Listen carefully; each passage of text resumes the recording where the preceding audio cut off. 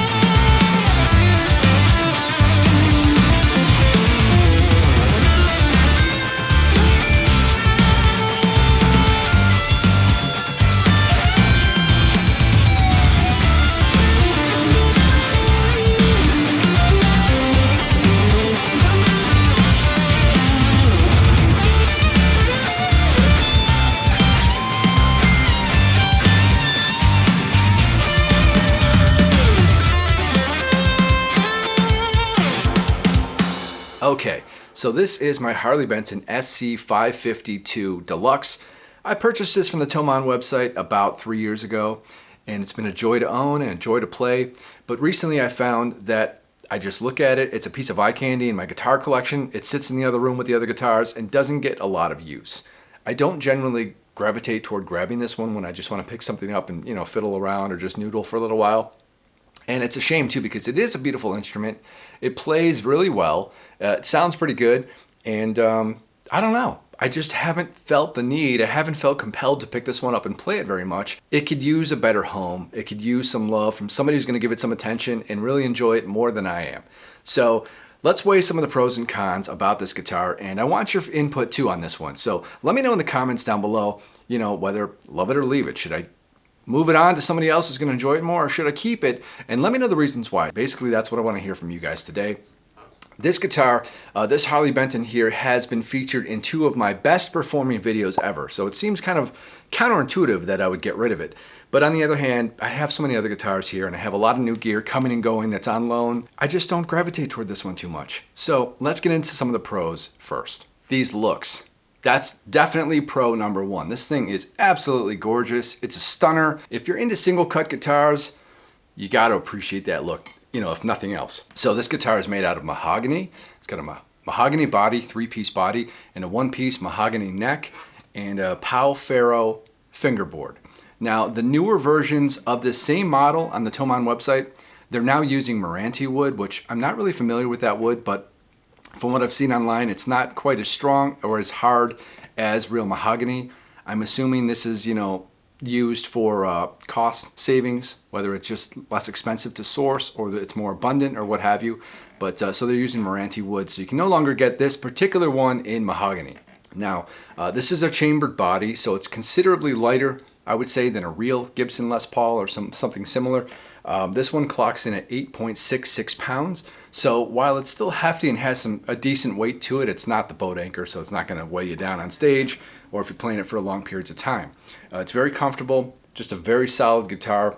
And I will say this, the build quality on this particular one here is pretty much outstanding. For the materials that they've used and the specs that it comes with, it's pretty much flawless. I mean, I say that a lot. I hate to throw that word around, but there really is no issue really at all that I can think of, well, save one small thing. These tuners weren't so great. The original tuners, I should say, were not that great. So I had to replace them with these Klusons. They're kind of like a high gear ratio. So they're very smooth and fluid, but the original ones weren't very precise.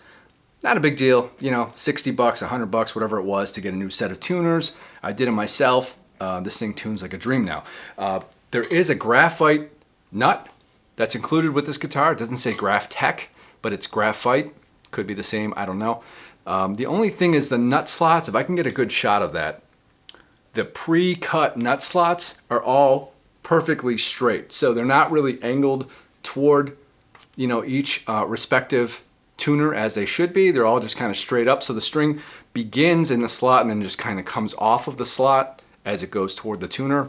I haven't had any issues with the strings popping out of the slots, but if I were to keep this guitar long term or maybe record with it or take it out, you know, on tour or something like that, I probably would have that nut replaced just as a safety precaution so that, you know, that doesn't accidentally happen when it's critical. Yeah, other than that though, this guitar is just very well built and very comfortable. The pots, I will say this too, these pots are some of the best I've ever experienced. They're very smooth, but they have a little bit of friction to them, which is what I prefer. They're not too, you know, light and spinny. They don't just kind of spin on a dime. You really have to put a little bit of effort into turning them, which is the way I prefer. That's just a personal thing for me. I like to kind of set it and forget it. You know, it's all the way on or your tone's all the way up. I don't want to bump it and it's just knocking it out of, you know, your setting, basically. So they're very smooth. I've had zero noise issues with these, zero crackling. These are some really good pots that they use in this guitar. I'm impressed. Now, these pickups, I've talked about these before. These are the Tesla Opus 1s. They're okay. You know, I kind of would want to change them out, and I had intended to. But again, I haven't gravitated toward picking this guitar up anytime recently, so I really didn't see the need to buy new pickups for it if I wasn't playing it. Just kind of sitting around collecting dust. And like I said, it's just gorgeous. It's a wonderful piece of eye candy. It's really cool to have up on the wall or just, you know, in your guitar collection. But I'm not playing it, so it's like, do I need to keep it, right? Some other things, some other pros as far as this guitar are concerned are like the stainless steel frets. You don't get that with a Gibson. You don't get that with a lot of other guitars that cost sub $500. Stainless steel frets, I believe they're jumbo. Yeah, I believe they're jumbo stainless steel frets, 22 of them. And I love stainless steel. You know, again, it's a personal thing. It's not required. You know, you might be perfectly happy with your nickel silver frets and that's fine. But for me, I do prefer the stainless steel frets. I like the feel of it. I'm just more comfortable with bending on those. And I just like it better. They don't ever wear out. Another pro to this guitar is the fact that it's got a very modern feel as opposed to more of a vintage or old school feel with like a real Gibson or something. And I prefer that because then you can kind of still have the aesthetic of a vintage instrument, you know, an old school type instrument with modern playability, which is what a lot of people want these days because you just want something that's easier to play, that's a little more comfortable. And this neck is just wonderful. It's a nice C shape, but it's not too thick, you know, it's not too deep and it's not the baseball bat. It's perfect. I really like this neck a lot. And check out this neck joint here. If Gibson did something like that, I probably would be more interested in checking out their guitars, but I hate when you just have a big, you know, that corner that you just kind of ram your hand into at the corner of the heel. This thing kind of eliminates that whole problem. It's just more comfortable. Now, you know, the purists are going to say, well, it's not a Gibson. It's not. I understand that. It's not a real Les Paul. I get it. It's just a Les Paul shape. But if you want modern playability and modern comfort and these kind of things, this might be something you want to consider. I mean, it's just so comfortable. I love that thing. Absolutely love it. So there's some of the pros of this guitar. Now let's talk about some of the cons. So the fretboard is made out of Pau Ferro wood, whatever that is. I just don't care for the color. The feel of it is fine. I just don't like that light color on it. I prefer darker. It's a personal thing, right? I just prefer the darker woods like ebony or a deep dark rosewood. I would much prefer over this color. If there's some way to like stain this wood, you know, permanently darker, I would consider that. Okay, now let's talk about something that this is going to be polarizing, but I don't particularly like the shorter scale length. This is, you know, 24 3/4 inches as opposed to a typical Fender scale length of 25.5 or some of the longer extended scale lengths. I prefer those. I like the tighter string tensions. I know you can put some thicker strings on this to kind of compensate. I just don't care for the shorter scale length overall because basically, you know, I've got really long arms. I'm a tall guy. And for me, it just feels very small and compact, and sometimes that's not what I want. I want it to just feel like a typical guitar. This feels a little bit smaller. It kind of feels like a toy to me when I'm playing it. And if you're jumping back and forth between a 24 3/4 and a 25 1/2 or 26 inch, there is a difference, right? So there's kind of a relearning curve every time you kind of go back and forth between the two because the frets are, you know, proportionately spaced apart based on that scale length. So these are all just a little bit shorter together, and you get used to it. That's not a big deal, but I just prefer a longer scale length. So for me, I'm not a huge fan of single cuts and the shorter scale length with any brand. I mean, this guitar, any other similar guitar, I just don't really like the shorter scale length. What can I say? These pickups, these Tesla S1s, I mentioned them earlier, they're kind of a subpar pickup. I mean, they do the job. You hear the guitar. They're not quite vintage sounding. They're not quite modern. I don't really know how to describe them. I can get some decent tones out of them. Let's check that out real quick.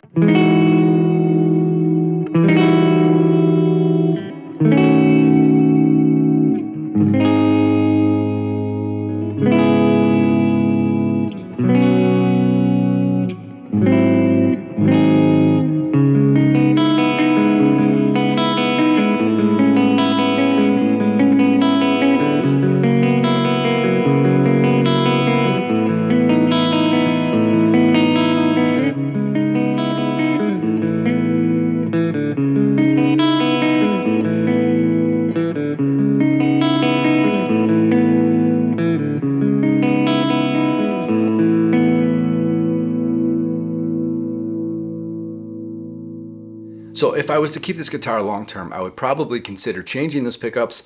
I was looking at some bare knuckles, something like that might go in here really well. Polypaths, polymaths, something like that. Something that's just a little more modern sounding, you know, but has better clarity and better string separation in the sound.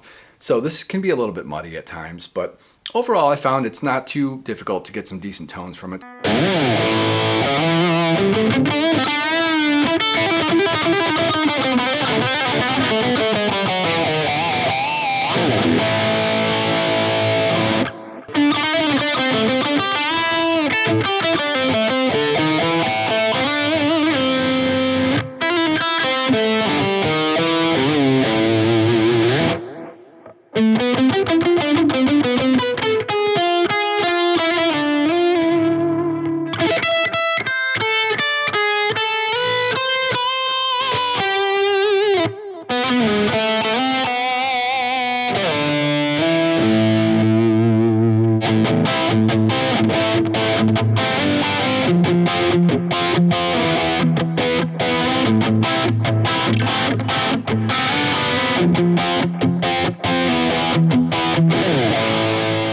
Another con for me is the fact that with most single cut guitars, they just feel like they want to slide off your lap that way as opposed to neck dive. They're kind of doing the opposite.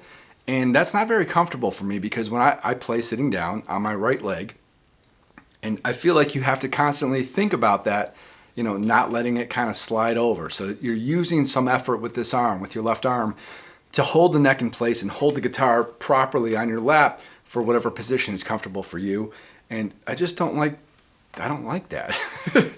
It's a personal thing, I know. Any single cut guitar is going to give me a similar issue, and hence that's why you don't see too many single cut guitars on my channel, because I'm mostly the super strat kind of guy, right? So yeah, now is the time when I need your help. So leave a comment down below. Let me know, should I keep it or should I sell it? And give me a reason why too. And whatever the consensus is, I'm gonna go with that, and I'll do a follow-up video with this guitar in, let's say, a week or two. We'll see where we stand at that point. So right now, I'm still unsure if I wanna keep this or sell it. After playing it again for a little while, I kind of feel like I wanna keep it. But then on the other hand, I've got so many other guitars that I spend so much more time with. It just seems a shame to kind of let this one collect dust while I give the other one some love. So that's pretty much it for today's video. Thanks a lot for watching, guys. Leave that comment down below. Subscribe if you haven't already. I'll talk to you in the next one. I'm out of here. See ya!